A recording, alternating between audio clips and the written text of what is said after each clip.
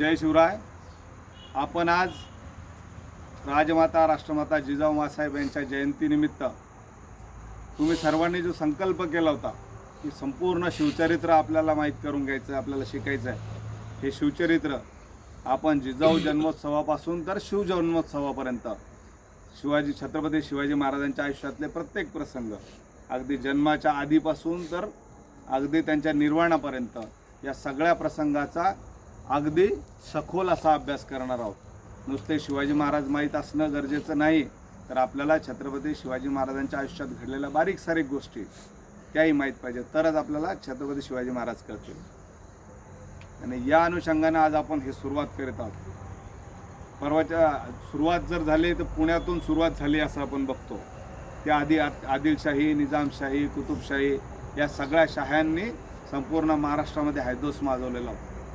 एवढा हैदोस होता की पुण्यामध्ये उदात्त आणि उत्कृष्ट महत्त्वाकांक्षा करून जे पुढे आकाशही ठेंगणं ठरेल इतिहासाचं पहिलं पान 350 वर्षापूर्वी या मराठी मातीवर नांगराला गाढव जुंपून तो इथून तिथं फिरवला गेला. कुठं फिरवला होता नांगर? गाढव पुरून नांगर पुण्यामध्ये गाढव फिरवला गेला. आदिलशाही फौजा घोडे उधळीत चारही दिशांनी पुण्यात घुसल्या. घरदारं पेटली, चिंकाळ्या उडाल्या, सैरावर धावणारे प्रेत पडली आणि फौजांच्या पुण्याचा कसबा बेचिराख केला. पुणे जे होतं पूर्ण बेचिराख केलं, म्हणजे राख रांगोळी करून टाकली पूर्ण पुण्याची. कसबा म्हणजे जे जे बाजारपेठी होत्या त्या सगळ्यांचा पूर्ण राख रांगोळी करून टाकली. शाही फौजांनी पुण्याचा कसबा बेचिराख केला.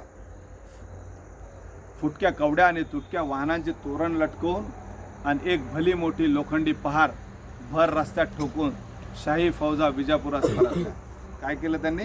पूर्ण वेशीवरती, पुण्याच्या वेशीवरती फुटक्या तुटलेल्या चपला, फुटलेल्या कवड्या यांचं तोरण करून हे कुठं लटकवलं?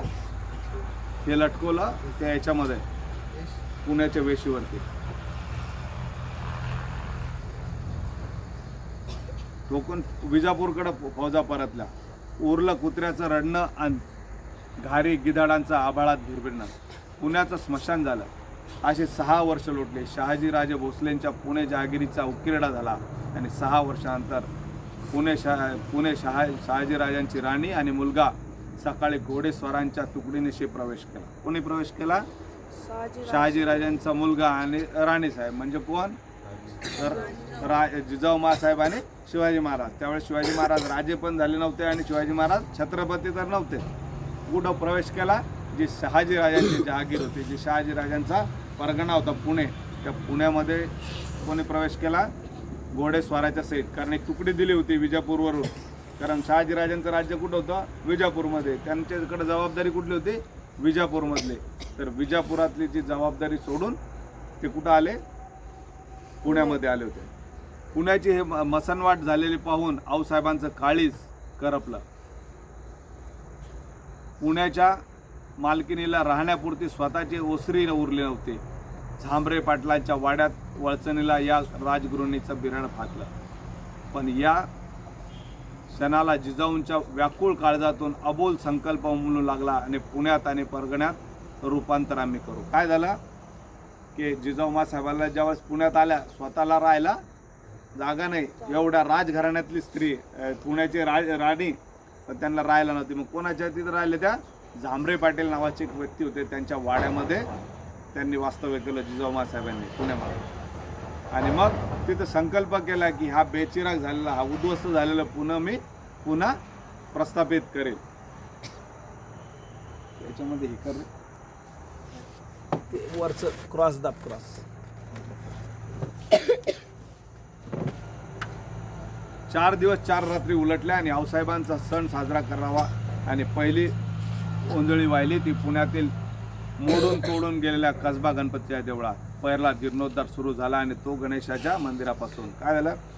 आऊसाहेबांनी काय केलं की मग काहीतरी सुरुवात केली पाहिजे, उत्सव सुरू केला. लोकांमध्ये हिंमत कधी येईल? एखादा उत्सव सुरू झाला तर लोक यायला लागतील. मग कसबा गणपती जे त्यांचं पुण्यातलं ग्रामदैवत आहे, कसबा पेठेतलं कसबा गणपती, त्या दिवशी मी सांगितलं त्या कसबा गणपतीची पूजा करायला सुरू केली. पण ते मंदिर तुटलेलं होतं, मोडकळी चाललेलं होतं. तर सुरुवात केली त्या गणपतीच्या मंदिराचा जीर्णोद्धार करण्यापासून. मंदिराचा जीर्णोद्धार करायला सुरू केला. सुरू झाला तो गणेश मंदिरापासून. पुण्यातील भाजून पळून निघालेले 8 घरं आणि 12 दारं किलकिली झाली. त्यांनी अशा पावलांनी घरातील माणसं रस्त्यावर आली. कसबा गणपती जे मंदिर होतं तिथून ते लोक असे दारं किलकिले करत होते, लावून घेत होते. हिंमत नव्हती होत बाहेर यायची, एवढी दहशत बसली होती पुण्यात. पुण्यामध्ये फक्त 12 घरं राहिले होते. किती? फक्त 12 घरं. ते 12 घरं सुद्धा घराच्या बाहेर यायची हिंमत नव्हती करत, कारण निजामशाहीची, आदिलशाहीची, कुतुबशाहीची, विजापूरकर शहाची एवढी दहशत झाली होती. आणि अफवा पसरवली होती की निर्वंश होणार पुण्यात जो राहील तर, म्हणून 12च घरं राहिले होते. पण ज्यावेळेस त्यांना हिंमत आली की एक राजघराण्यातली स्त्री आपल्या लेकरासहित इथं येऊन राहते आणि पुण्यामध्ये गणपतीला मानणारा सगळा वर्ग आहे. पुण्यात तुम्ही बघा गणेशोत्सव किती मोठा होता. म्हणून जिजाऊ साहेबांनी कसबा गणपतीच्या मंदिराचा जीर्णोद्धार केला. दुर्वा फुलाने प्रथम इतका सजला, उजलेल्या पाहून आयाबायांना नक्कीच असं वाटलं की माय लेकरं म्हणजे गौरी गणपतीच पुण्यात आले. आनंद झाला लोकांना वाटलं की पुण्यामध्ये गौरी गणपतीच आले. आणि मंदिराचा जीर्णोद्धार केला, मंदिर सजवलं आणि जिजाऊ साहेबांना आज्ञा करावी आणि सर्वांनी हौसेने ते झेलावे असा बोंडला पुण्यात सुरू झाला. पुन्हा सजू लागलं. आऊसाहेबांच्या खास नजरेखाली एक एक नवनवा सजवणुकीचा डाव मोठ्या मोठ्या वाहत्या काठावर रंगू लागला. पुण्यातील लोखंडी शाही पहार केव्हाच उखडली गेली आणि एक दिवसाच्या हलगी ताशांच्या कडकडात नांगराने बैल सजले. काय झालं? हळूहळू पुणे सजायला लागलं. पुण्यातल्या त्या लोखंडी पहार काढल्या. पुण्यामध्ये सण उत्सव साजरे व्हायला आहे. मग एक दिवस हलगी ताशे वाजवत बैलाचा एक नांगर सजवला गेला. नांगराने बैल सजले. नांगर जुंपण्यात आला. नांगराचा फळ लावला होता सोन्याचा. कशाचा होता फळ? बरं, खरं सोन्यानं 52 कशी. आणि पुण्याच्या भुईवर सोन्याचा नांगर 50 पावलांसाठी फिरला. याच भुईवर 6 वर्षापूर्वी विजापूर शहांनी वजीर खान नावाचा त्याचा जो हा होता, त्याने हुकमानं गाढव जुंपून नांगर फिरवला होता. त्याच वजीर खानने फिरवलेल्या गाढवाच्या नांगराच्या जागेवर आज जिजाऊ साहेबांनी कशाचा नांगर फिरवला? त्याला सजवलेले बैल जुंपून, म्हणजे त्याला पवित्र करण्याचं काम तिथं केलं. तरुणांच्या महत्वाकांक्षा ढोल ताशांच्या तालावर 6 वर्षाच्या शिवबाच्या आणि आऊसाहेबांच्या सोन्याच्या नांगराभोवती फेर धरू लागल्या, नाचत होत्या. ती सुखावलेली मराठी जमीन जणू म्हणत होती, पोरांनो मनात आणा, तुम्ही वाटेल ते करू शकाल. या मातीत मन मिसळलं की मोती पिकतात. म्हणा काय झालं ते वाजलं, हलगी वाजली, लेझिम खेळायला लागले. नवीन यंग जनरेशनच्या पोरांमध्ये काय झालं? उत्साह संचारला की आपण मनात जर आणलं तर काही करू शकतो. म्हणजे त्यांच्या मनातली सगळ्यात आधी काय निघून गेली? भीती निघून गेली. ती भीती निघल्यामुळं त्यांच्यामध्ये हिंमत आली. जर भीती राहिली तर पुढचं काहीच करणार नाही. एखादं भांडं जर कशाने भरलेलं आहे तर ते भांडं रिकामं केल्यानंतर त्याच्यात दुसरी वस्तू भरल्या जाईल ना. आपल्याला एका बाऊलमध्ये जर दूध भरायचं आणि त्यात आधी पाणी आहे, मग आधी ते पाणी फेकून द्यावं लागलं तर त्यातच दूध टाकणार आपण. तसं ती भीती त्या मनातून निघाली आणि त्याच्या मनामध्ये काय संचारलं? वीर रस संचारला. त्यांच्यामध्ये उत्साह संचारला की आपण काहीतरी करू शकतो. आणि त्यांच्या मनामध्ये हिंमत आली की या मातीत जर आपण मन मिसळलं तरी तो आपण मोती पिकवू शकतो. आणि खरंच पुण्याचा परगण्यासकट रूप पलटू लागलं. माणसं आपण होऊन कामाला लागली. 12 बलुतेदार आणि गाव कामगार स्वतः संसार सजवायचा तसं गामगाळीत काम करू लागले. न्यायनिवाडे करायला स्वतः आऊसाहेब जातीनं सदरेवर बसू लागल्या. मग गावात आता लोक यायला लागले. सगळेजण 12 बलुतेदार जे होते, म्हणजे सुतार, लवार, चांभार, नावी, तेली, सगळे लोक तिथे यायला लागले. 12 बलुतेदार. पूर्वी 12 बलुतेदार सिस्टीम होती, बार्टर सिस्टीम. मग त्याच्यामध्ये सगळेजण एकमेकाकडून कामं करून घ्यायचे, प्रत्येकजण एकमेकाला मदत करायचं. हे सगळे लोक पुण्यामध्ये येऊन बसले. पुन्हा गजबजायला लागलं. आणि मग त्यांच्यातले वाद विवाद न्यायनिवाडे कोण करायला लागलं? सदरेवरती बसून. सदर म्हणजे त्यावेळेसची बैठक किंवा बसण्याची जागा, ऑफिस. आजच्या भाषेमध्ये सदर म्हणजे ऑफिस. त्या ऑफिसमध्ये बसून जिजाऊ साहेब सगळ्यांचे न्यायनिवाडे करू लागले. न्याय अगदी समतोल तराजूच्या काट्यावर माशी बसत नव्हती. आऊसाहेबांच्या या काळात दिलेल्या न्यायनिवाड्याचे दस्तावेज गवसले. म्हणजे इतका काटेकोर न्यायनिवाडा आऊसाहेब करायचा की अगदी त्या तराजूच्या पाळण्यात मोजताना माशी जरी बसली तर ती हलल, इतका तंतोतंत न्याय जिजाऊ मासाहेब करत होत्या. आणि त्याची चर्चा सगळीकडे व्हायला लागली आणि इतिहासकारांनी ते सगळे न्यायनिवाडे लिहून ठेवलेले. आजही पुण्यातल्या काही लायब्ररीमध्ये ते पत्र किंवा ते दस्तावेज तुम्हाला सापडेल. पुण्याच्या पर्वती गावालगतच आंबील ओढा फार बंडखोर. पावसाळ्यात जसा तुफान भरून व्हायचा की अवतीभोवती शेती आणि झोपड्या खोपटा पार धुवून घेऊन जायचा. हे दुखणं पुण्याला कायमचंच. आऊसाहेबांनी पर्वतीजवळच्या म्हणजे त्यावेळेस काय व्हायचं, पाऊस आला की पर्वतीजवळ आंबील ओढा नावाचं एक नदी होती छोटी, तिला एवढा पूर यायचा की त्या आजूबाजूच्या जेवढे गावं बिवं असतील, जेवढे घरं होते ते सगळे वाहून जायचे. आणि सगळ्यात मोठं संकट होतं की त्या पर्वतीच्या पायथ्यावर आत्ताचं सध्याचं तिथं स्वातंत्र्यवीर सावरकर पुतळ्याच्या पश्चिमेचा भाग अजूनही तो आहे. तो ओढा, त्या ओढ्याला पाणी आलं की पूर्ण पुणे वाहून जायचं. आताही मागं पाहिलं पण पुण्यात पाणी शिरलं. मुळा मुठासारख्या दोन मोठ्या नद्या आहेत, या पुण्यामध्ये जर पाणी शिरलं तर ते सगळं बेचिराग व्हायचं आणि लोकांना मोठ्या प्रमाणात नुकसान होतं. आऊसाहेबांनी सगळ्यात पहिलं काम काय केलं तर या ओढ्याला बांध घातला. शिरेबंदी चांगला 6 हात रुंद, 70 हात लांब आणि 25 हात उंच.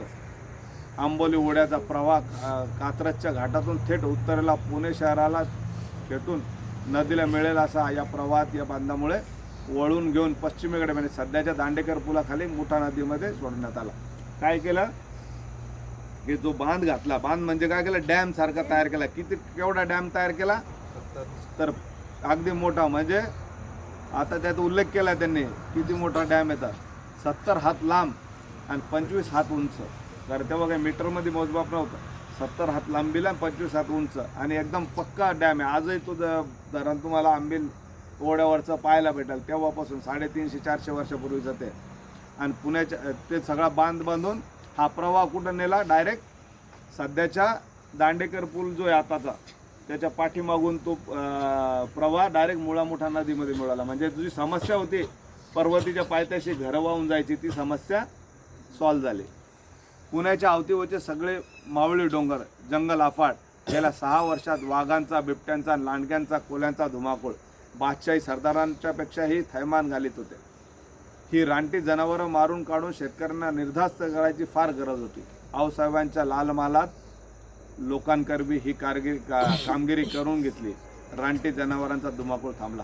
कशी करून घेतली कामगिरी आपण त्या दिवशी पाहिली की लोकांना सांगितलं की जो ती जंगली जनावरं मारून आणेल त्याला सोन्याचं कड आहे, शाबाश, त्याला सोन्याचं कड दिलं जाईल. जो गवा मारेल त्याला चांदीचं कड दिलं जाईल. आणि अशा पद्धतीनं लोकांकडून ती कामगिरी करून घेतली. आणि लोकांनी उत्स्फूर्तपणे काय केलं, ते सगळे जे जंगली जनावर होते, शेतकऱ्यांना त्रास देणारे, उपद्रव करणारे, यांना मारायला सुरुवात केली. मग एका दगडात 2 पक्षी मारले गेले. कसे तर ते जंगली जनावरांचा किंवा शेतकऱ्यांना नुकसान करणाऱ्या जनावरांचा उपद्रव थांबला. आणि दुसरं, शूरवीर, तरुण आणि लढवय्ये जे युवक होते हे ओळखू यायला लागले, आयडेंटिफाय झाले. हे सगळे लढवय्ये युवक त्या निमित्ताने लाल मालावर यायला लागले आणि त्यांना मग नंतर नोकरीत सामावून घ्यायला लावलं. पुढचं आपण उद्या घ्यायचं का, है ना? चला आपण पुढचा अध्याय उद्या घे. छत्रपती शिवाजी महाराज की जय. राजमाता राजश्री जिजाऊ मासाहेब की जय. धर्मवीर संभाजी महाराज की जय. चलो, धन्यवाद. थँक्यू.